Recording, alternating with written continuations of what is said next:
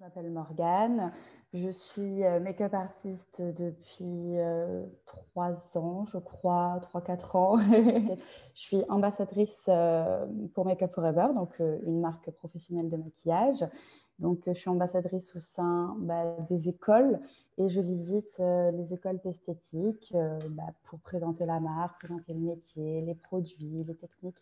Je suis également formatrice pour des CAP esthétiques. Donc, je m'occupe évidemment de la partie maquillage, mais aussi de toute la partie un petit peu plus théorique. Donc, mon métier de make-up artiste fait que j'essaye de travailler sur des tournages, pour des clips, des photoshoots, etc. etc. Du coup, j'ai d'abord effectué un bac scientifique. Et ensuite, je me suis tournée vers le BTS esthétique. J'ai fait l'option marque. L'histoire, c'est que mon rêve, c'était plus le maquillage. Donc, j'avais mon diplôme de BTS esthétique, donc je pouvais faire plein de choses. Mais j'ai voulu me tourner vraiment sur le maquillage. Donc, j'ai fait une année à l'école de Make Up Forever. Donc, c'était une formation sur 10 mois de maquilleur artistique, maquilleur complet, finalement. Et après, je me suis arrêtée là. Ça se fait déjà beaucoup. Alors, en sortant de l'école, du coup, ça y est, plus d'école, donc il faut travailler. Donc, je me suis lancée un petit peu dans des projets personnels. Je m'amusais avec... on commence comme ça, généralement. On a toujours des copains qui connaissent des copains. Donc, un copain photographe, un copain qui est dans une école de cinéma. Donc, on essaie de faire des petites choses. On est sur les réseaux. Et donc, par le bouche à oreille, on est contacté par des personnes qui veulent faire des projets. Donc, j'ai une compagnie de danse qui m'a contactée. Donc, j'ai pu aller avec eux pour faire leurs clips. Et ensuite, j'ai entendu parler que Make Up Forever cherchait une formatrice pour une zone en France, parce qu'on est plusieurs ambassadrices. Et donc, je me suis dit, pourquoi pas postuler. Et donc, du coup, j'ai passé un entretien, on a parlé ensemble, elle a vu donc mon book avec tous mes projets artistiques. Et comme j'avais un BTS formation marque, en fait, c'est exactement ce qu'il fallait. Il fallait avoir tout le côté formateur, côté pédagogique aussi, parce qu'on parle à des élèves. Donc, des fois, en face de moi, j'ai 50 personnes. Donc, il ne faut pas être timide, il faut savoir parler, il faut être sûr de soi. Et en même temps, il faut avoir les techniques. Donc, ce que j'avais aussi. Donc, en fait, ça s'est vraiment bien goupillé. Et donc, j'ai pu avoir le poste. Et je me suis lancée donc sur des vadrouilles, un petit peu partout. Là, quand je vais faire une conférence, donc au préalable, je vais préparer déjà bien mon maquillage, à voir si j'ai tout, s'il y en a pas qui sont cassés, il faut que je les enlève, que je les remplace. Bon, des petites choses comme ça. Mais en même temps, j'ai un peu de paperasse, entre guillemets. Il faut que je gère, est-ce que j'ai assez de flyers, combien il y a de personnes. Il faut préparer aussi en amont avec les professeurs, savoir quelle salle on aura, est-ce qu'il y aura un vidéoprojecteur, est-ce qu'il y aura une chaise, enfin, voilà. Donc ça, c'est vraiment juste avant les conférences. Mais également, je vous ai dit que j'étais formatrice pour des CAP. Donc, en fait, tout le temps que je ne passe pas à préparer mes conférences, je le passe à préparer mes cours. Je dois me renseigner aussi sur les dernières nouveautés, puisque le maquillage, ça suit les tendances. Donc, il faut se tenir à l'affût de toutes les tendances, les modes, etc. Alors oui, puisque déjà en amont, on va être dans des réunions avec le réalisateur, le chef-op, etc. Toutes les personnes de l'équipe de tournage pour avoir une idée, puisque des fois, ils savent vraiment ce qu'ils veulent, et des fois, ils ne savent pas vraiment. Ils me donnent des adjectifs un petit peu, ils sont très vagues. Donc moi, je vais m'occuper de faire une face chart. Donc une face chart, ça va être un petit peu mon patron de maquillage. Donc je dessine sur une feuille le maquillage que va avoir la personne. Donc,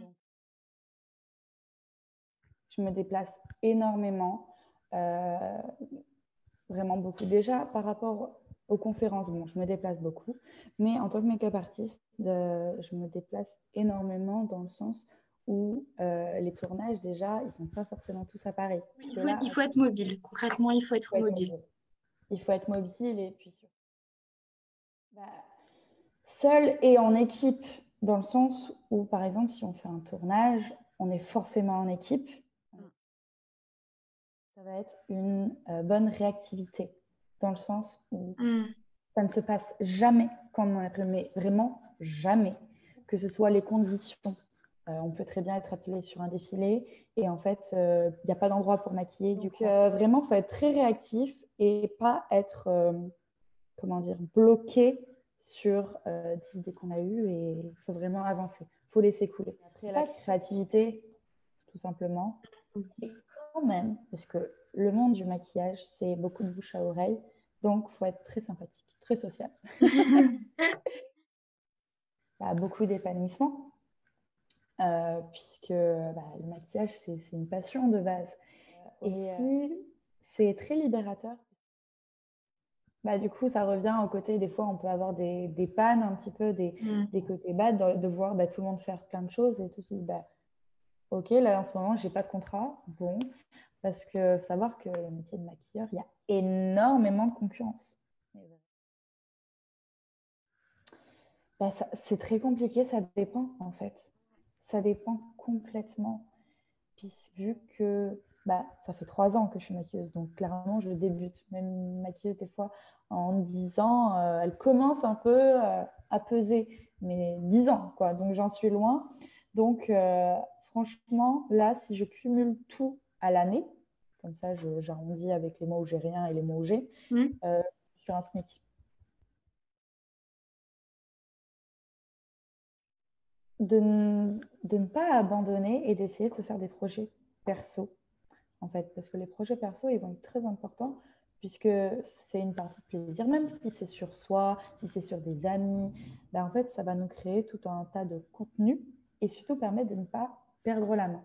Parce que je connais plein de personnes qui ont fait l'école de maquillage en même temps que moi et qui n'ont pas pratiqué et donc ont perdu un petit peu d'un l'envie de pratiquer et de deux, les techniques, en fait, il fallait faire ci, il fallait faire ça. Donc vraiment, de s'entraîner, de pratiquer, même avant de faire une école, parce qu'on peut très bien vouloir faire une école, mais c'est cher, les écoles de maquillage sont toutes chères. Pas que Make-up Forever, même encore, là, très trop abordables, elles sont toutes chères, qu'on se le dise. Donc vraiment, de patienter, de peut-être travailler si jamais elles veulent se faire des économies pour la faire. Ou non, donc de travailler et en même temps de ne pas abandonner cette idée et de pratiquer. Enfin, il y a plein de, sur les réseaux sociaux, que ce soit TikTok ou Instagram, en fait, il y a beaucoup de plateformes où on peut vraiment exprimer toute notre créativité. Donc vraiment de ne pas lâcher ça. Et puis certes, il y a plein de personnes qui font déjà ce métier. C'est très dur à vivre, mais ça en vaut le coup puisque c'est une passion. Et très peu de personnes actuellement dans le monde du travail vivent de leur passion. Voilà.